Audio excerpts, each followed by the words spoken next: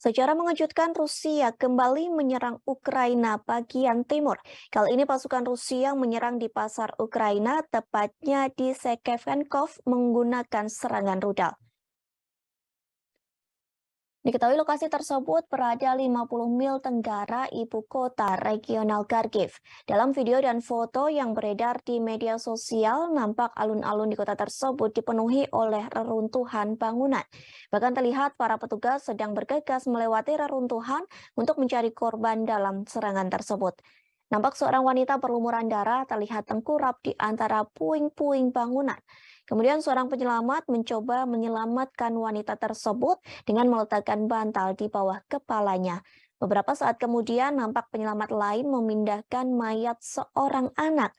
Jenazah tersebut terlihat di bawah keluar dari puing-puing bangunan dengan sejumlah goresan luka di wajahnya. Lalu sebuah foto yang diposting media online oleh kantor Presiden Ukraina menunjukkan penyelamat mencoba menarik seorang wanita dengan mantel musim dingin yang tebal dari reruntuhan bangunan.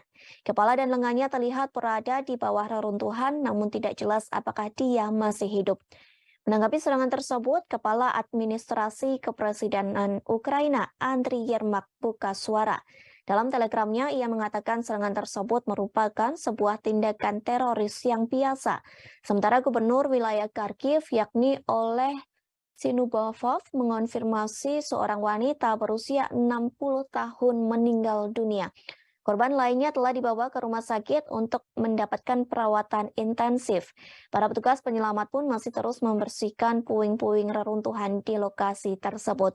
Seorang pejabat setempat mengatakan setidaknya 3 paviliun hancur dalam serangan itu. Kemudian sebuah pusat pembelanjaan pun turut rusak dalam serangan pasukan Rusia. Tak lama setelah serangan tersebut, pihak Kremlin pun mengeluarkan pernyataan yang tidak menyenangkan. Pernyataan tersebut disampaikan oleh juru bicara Kremlin, Dmitry Peskov. Ia mengatakan bahwa pengiriman senjata baru dari negara barat ke Kiev akan memperdalam penderitaan rakyat Ukraina. Tak hanya itu, Peskov juga mengatakan pengiriman senjata tersebut tidak akan mengubah jalannya konflik.